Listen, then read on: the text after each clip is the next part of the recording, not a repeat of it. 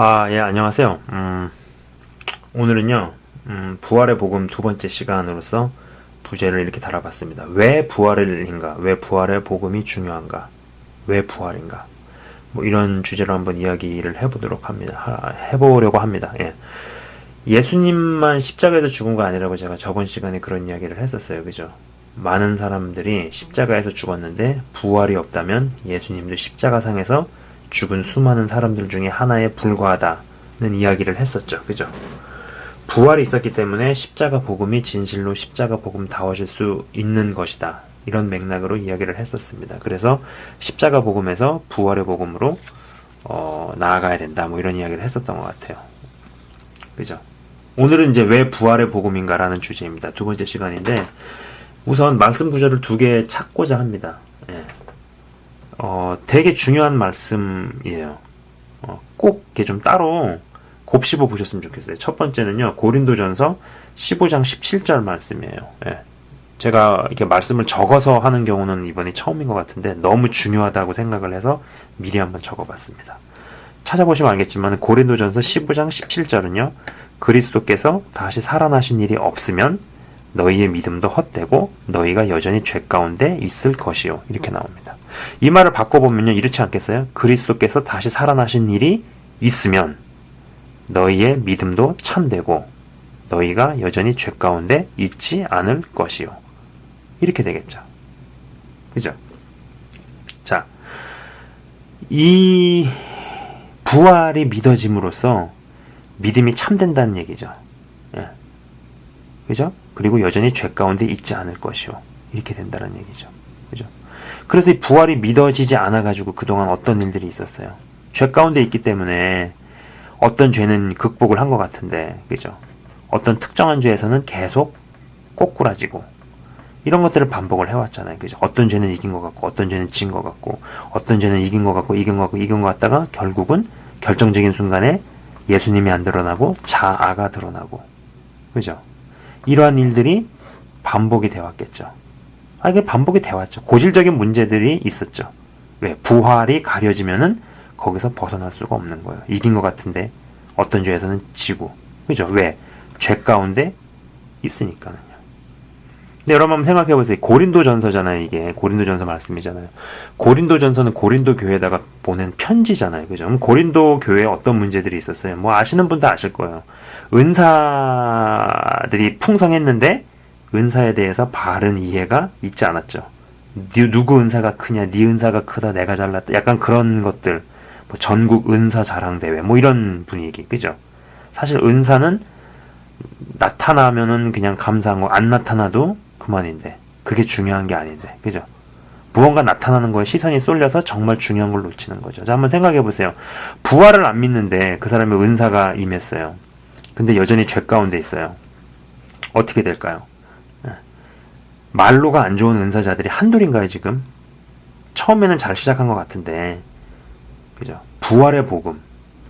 예수님께서, 그리스도께서 다시 살아나시는 일이 없으면 너희의 믿음도 헛되고 너희가 여전히 죄 가운데 있을 것이라고 그랬습니다. 부활이 안 믿어지는 사람이 그 사람한테 은사가 임했어요. 그 사람은 여전히 죄 가운데 머물고 있겠죠. 죄 가운데 머물고 있는 사람이 능력이나 은사를 어떻게 쓸까요? 말로가 안 좋죠. 성경에 나와 있잖아요. 그죠? 나더러 주여 주여 하는 사람, 뭐 내가 주를 위해서 모두 하고 모두 했는데 주님께서 난 너를 모른다. 뭐 그 말씀이 이루어질 수 있는 거죠. 부활의 복음이 굉장히 중요한 겁니다. 그죠? 자,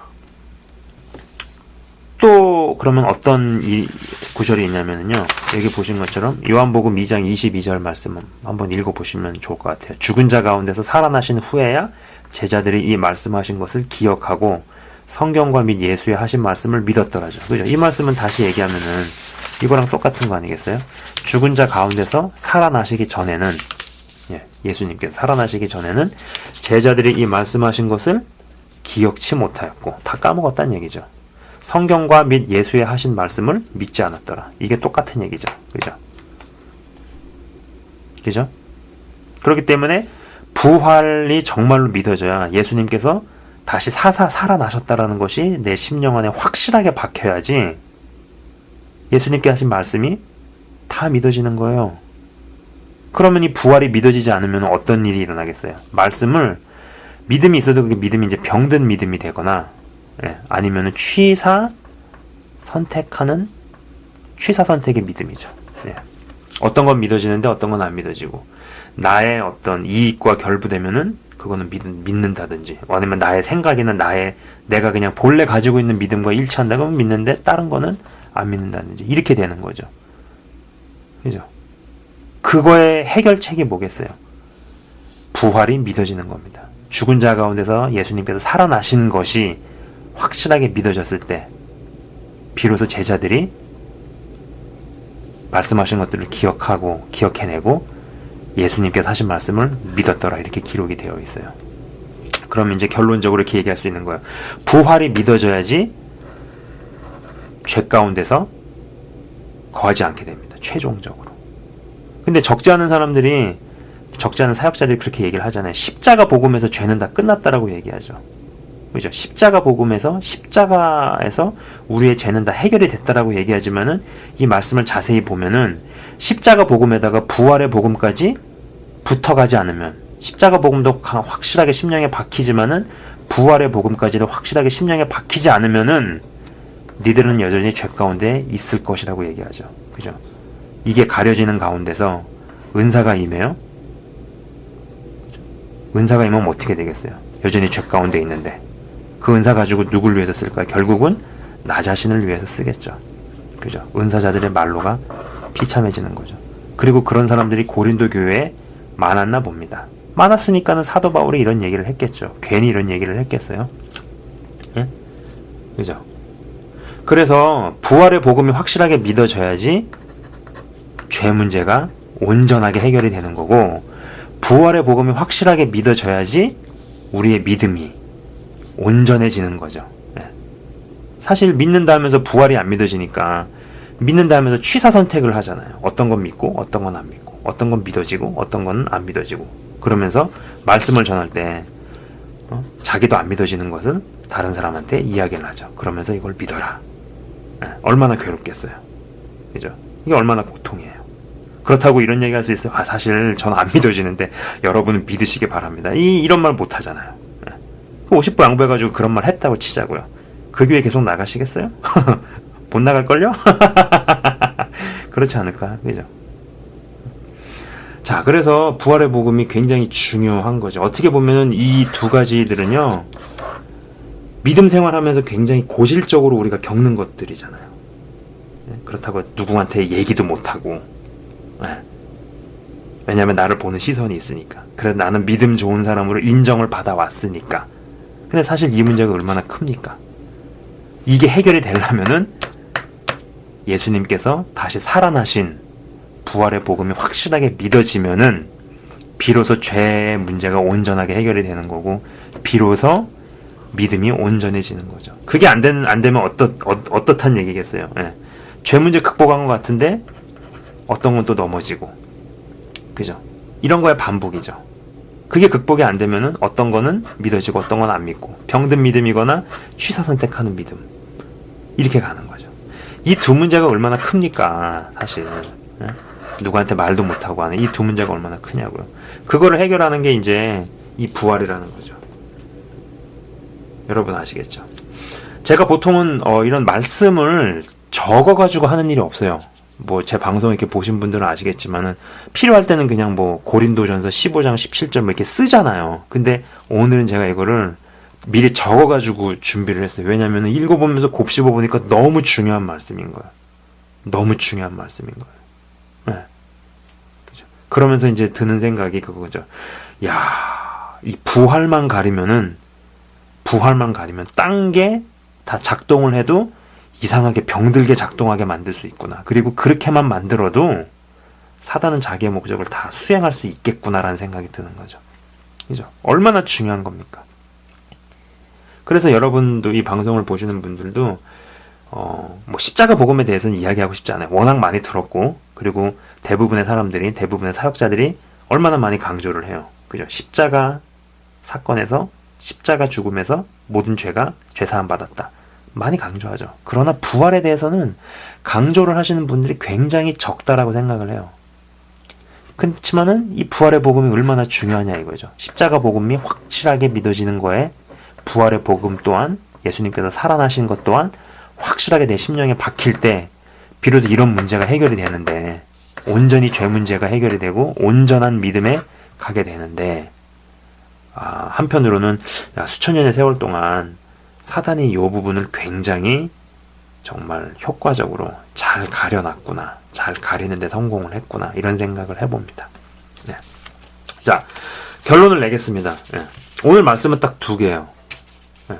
보시는 것처럼 고린도전서 15장 17절, 그 다음에 요한복음 2장 22절. 둘 다 예수 그리스도의 부활이 얼마나 중요한지에 대해서 짧게 이야기하고 있습니다. 그죠? 그죠? 그래서 십자가 복음의 부활 복음까지 믿어질 때 비로소 너희가 죄 가운데 거하지 않게 된다. 그죠? 여기 보시면 죄 가운데 있지 않게 된다. 요 말씀이 두 개가 등식이 똑같죠. 그죠? 너희 믿음이 참되지면서 너희가 여전히 죄 가운데 있지 않을 것이요. 비로소 죄 문제가 해결이 됩니다.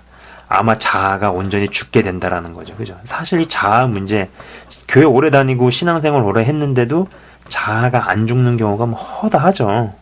결국은 결정적인 순간에 예수님이 드러나는 게 아니라 내가 드러나는 경우가 얼마나 많아요. 얼마나 고민해요. 그거에 대한 해결책이 바로 부활이라는 거죠. 그죠?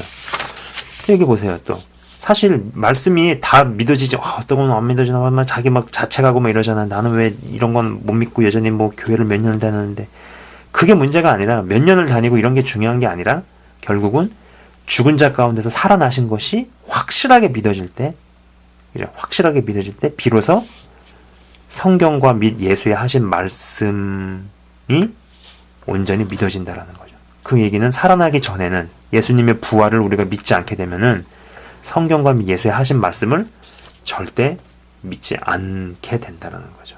믿는 척을 하는 거죠. 굉장히 중요한 거죠, 이게. 예. 부활의 복음이 믿어질 때 이 큰 문제들이 해결이 되는 거예요. 근데 이러한 것이 굉장히 조직적으로 가려져 왔다라는 생각이 듭니다. 근데 이제 이런 것들을 이제는 드러내시는 것 같아요. 그래서 진짜로 이런 것들이 이제 정말 십자가 복음에 부활의 복음까지 이르게 되고 부활의 복음에 눈을 뜨게 되고 예수님의 부활의 사건이 실제로 심령에 박히게 될 때, 그리고 또 그러한 일들이 많아지고 그러한 사람들이 많아지게 되면은 사단은 분명히 우리를 공격하는 방법을 바꿀 거예요. 아마 핍박으로 들어쓰겠죠. 그죠? 자, 오늘 시간에는요, 짧게 이야기를 해보았습니다. 왜 부활의 믿음이 왜 우리에게 와야 하는가? 왜 부활의 복음인가? 왜 부활이 중요한가? 그죠? 그걸로 말미암아서 죄 문제와 믿음의 문제, 여기에 대한 근본적인 해결책이 우리에게 주어질 수 있다. 이런 이야기를 해보았습니다. 시청해주셔서 감사합니다.